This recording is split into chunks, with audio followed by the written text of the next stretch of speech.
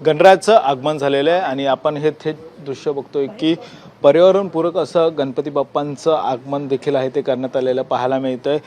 भाजपच्या प्रदेशाध्यक्ष महिला मोर्चाच्या चित्राताई वाघ यांच्या घरी आहोत आपण आणि चित्राताई, बाप्पांचं आगमन झालेलं आहे नवीन घरात। खरं तर हे तुमचं दुसरं वर्ष आहे आणि आत्ताच काही वेळापूर्वी देवाभाऊ देखील तुमच्याकडे येऊन गेलेले, काय नेमकी पहिली प्रतिक्रिया? सगळ्यात प्रथम तर राज्यातील सगळ्यांनाच गणेशोत्सवाच्या मनापासूनच्या शुभेच्छा देते। हा आमच्या घरातला सगळ्यात आवडीचा सण आहे। वर्षभर आम्ही बाप्पाची वाट बघत असतो आणि दरवेळेला कशा मखरामध्ये बाप्पाला बसवायचं, नैवेद्याला काय काय करायचं, असं बरंच प्लॅनिंग असतं। आजही सकाळी 6 वाजेपर्यंत हे सगळं डेकोरेशन चाललेलं आणि दरवर्षी राज्याचे सन्माननीय मुख्यमंत्री देवाभाऊ हे माझ्याकडे गणपतीला येतात।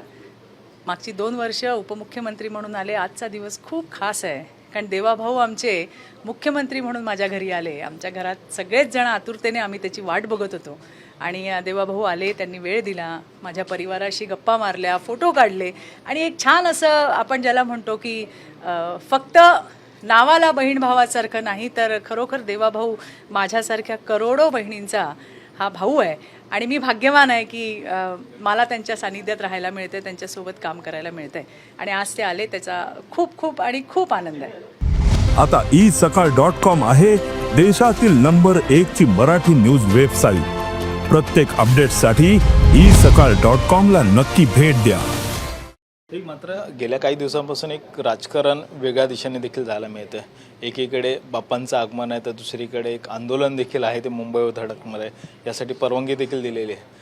कसं बघतं या सगळ्याकडे? नाही, मी कालपर्यंत बघितलं होतं कारण मी म्हटलं तुम्हाला की मी गणेशोत्सवाच्या तयारीत होते, त्यामुळे मला फार काही अपडेट माहीत नव्हते। परंतु काल एक बातमी बघितली, त्यामध्ये असं कळलं की कोर्टाने परवानगी नाकारली आहे। तर सकाळी मला कोणी विचारलं, मी म्हटलं आता त्यांचे वकील किंवा सरकार अशा पद्धतीने तोडगा निघेल तर आत्ताच तुम्ही सांगताय की त्यांना परमिशन दिलं आहे तर येतील मुंबईमध्ये ते। आणि कसं आहे की एका समाजासाठी काम करत असताना त्यांनी ज्या पद्धतीने ते काम करतायत त्याला यशही मिळो असंही मी गणपती बाप्पाकडे प्रार्थना करते। आणि आज जबाबदारीने मी तुम्हाला सांगते की मराठ्यांना आरक्षण जर कोण देणार तर ते आमचे देवाभाऊ देणार, हेही मी तुम्हाला त्या ठिकाणी सांगते। आणि ते येत आहेत, आंदोलन करणार आहेत किंवा काय त्यांच्या आंदोलनाची दिशा आहे मला माहीत नाही, परंतु ते येत आहेत असं कळलंय। नेमकं काय, कारण की गेल्या काही दिवसापासून एक वेगळ्या पद्धतीने ट्रोल देखील आहे ते मुख्यमंत्र्यांना होताना पाहायला मिळतं। बघा, असं आहे की मागच्याच परवाचीच जर तुम्ही गोष्ट बघितली तर आपल्याला प्रत्येकाला संविधानाने अधिकार दिलाय, आपल्या न्यायासाठी आपल्या हक्कासाठी लढण्याचा अधिकार दिलाय आणि त्या अनुषंगाने मोर्चे काढणं किंवा आंदोलनं करणं हे प्रत्येकजण त्या ठिकाणी आपापल्या मागण्यांसाठी करतोय। परंतु हे करत असताना कुणाच्या म्हणजे मुख्यमंत्र्यांवरती काहींना त्यांची धोरणं पटतात, काहींना नाही पटत आहे, परंतु त्यांच्या आईवरती बोलणं, त्यांच्या आईवरनं शिवीगाळ करणं हे कुठल्याच यामध्ये बसत नाही। आणि जर आपण छत्रपती शिवाजी महाराजांचे मावळे म्हणतोय तर छत्रपती शिवाजींना तर हे अभिप्रेतच नाही। म्हणजे अशी घटना जर झाली असती तर महाराजांनी कडेलोट केला असता, कारण त्यांच्यासाठी महिलांचा आदर हा किती महत्त्वाचा होता हे आपल्याला सगळ्यांना माहिती आहे। आणि त्या छत्रपती शिवाजी महाराजांच्या महाराष्ट्रामध्ये जर अशा पद्धतीने मुख्यमंत्र्याच्या आईला बोललं जात असेल तर यासारखं वाईट काही नाही। आणि म्हणून मी त्या ठिकाणी त्यांना बोलले, तर तुम्ही बघितलं की कशा पद्धतीने प्रत्युत्तर आलं किंवा ते मला काय बोलले, तुझं हे उचकीन आणि ते उचकीन, मला काही फरक पडत नाही। मी 27 वर्ष या क्षेत्रात काम करते। बरं, माझं आणि त्यांचं काय आहे का? काही संबंध नाही आहे। आमचं म्हणणं इतकंच आहे की तुम्हाला जे बोलायचं तुम्ही सनदी मार्गाने किंवा तुमच्या त्या पद्धतीमध्ये मुख्यमंत्र्यांकडे मांडा ना, किंवा सरकारकडे मांडा, किंवा तुमची लढाई आहे ती तुम्ही लढा। आम्ही तर म्हणतो की तुमचं ध्येय चांगलं आहे, तुम्हाला यशही मिळो, पण त्यासाठी जर तुम्ही कुणाला मुख्यमंत्र्यांच्या आईला वगैरे अशा पद्धतीने शिवीगाळ करणार असाल तर ते आम्ही खपवून घेणार नाही, हे मला सांगायचं। आणि मला संध्याकाळनंतर वाटतं अशी पण बातमी कळाली की त्यांनी त्यांचे शब्द मागे घेतले। स्वागत आहे, शब्द मागे घेतले असतील तर त्याचं स्वागतच आहे, त्याची पुनरावृत्ती पुन्हा होऊ नये एवढीच आमची एक अपेक्षा आहे। पण या 2 दिवसामध्ये किती आणि किती घाणेरडे आणि गलिच्छ फोन मला आले, काय काय नाही बोलले, कशासाठी? तुम्ही जरांगेंना बोललात, अहो माझं त्यांच्याशी काय आहे, मी का बोलले? कारण ते राज्याच्या मुख्यमंत्र्याच्या आईला बोलले। तुम्ही जर त्यांना बोलला नसता तर आम्ही बोललो नसतो। तुमचं आंदोलन याच्या आधी चालू होतं आणि तुम्ही करत होतात, आताही तुम्ही येताय आणि तुम्हाला मिळू दे, तुम्हाला न्याय मिळू दे, तुमच्या मागण्या मान्य होऊ दे, हे आम्हालाही वाटतं। आमच्यासोबत नाहीत का मराठा बांधव काम करत?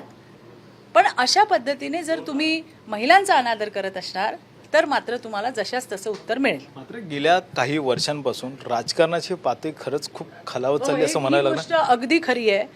जितक्या गलिच्छ भाषेमध्ये ट्रोल केलं जातं, जितक्या गलिच्छ भाषेमध्ये फोन केले जातात, धमक्या दिल्या जातात, आणि कारण काय की तुम्ही आमच्या जरांगेंना असं बोललात. अरे पण का बोलले, कशासाठी बोलले, म्हणजे तुम्ही चुकलात आणि आम्ही तिथे बोललं तर तुम्ही तुमची टोळधाड आमच्यावरती टाकणार आणि काय करणार, तुम्ही आम्हाला मारून टाकणार आहात, काय करणार आहात, आणि काय घाबरायचं तुम्हाला, कशासाठी घाबरायचं, तुम्हाला प्रश्न विचारणं हा गुन्हा आहे आणि तुम्हाला सूट दिली आहे, तुम्ही वाटेल तसं कुणालाही बोलायचं, हे नाही चालणार.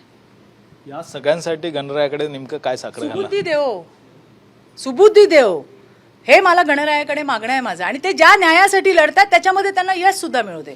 मी जसं तुम्हाला पहिल्यांदा सांगितलं, आजही तुम्हाला मी सांगते, गणरायाच्या समोर सांगते, मराठा समाजाला जर कोण आरक्षण देईल तर त्याचं नाव सन्माननीय राज्याचे मुख्यमंत्री देवेंद्रजी फडणवीस हे असतील. त्यामुळे मराठ्यांचा प्रश्न आहे तो देखील आहे, तो मुख्यमंत्री देवेंद्र फडणवीस सोडतायत आणि त्यामुळे या ज्या टीका करतायत त्यांना सुटबुद्धी देऊ अशी देखील आहे ती चित्रताई वाघ यांनी प्रतिक्रिया दिलेली आहे. व्हिडिओ नितीन बुधरसह गणेश कोडे, साम टीव्ही मराठी, मुंबई. देश विदेशातील प्रत्येक घडामोडींचे लाईव्ह अपडेट मिळवण्यासाठी आता साम टीव्हीच्या सर्व सोशल मीडिया प्लॅटफॉर्मला लाईक, फॉलो आणि सबस्क्राईब करा. तसंच सर्व नोटिफिकेशनसाठी बेल आयकॉन प्रेस करायला विसरू नका.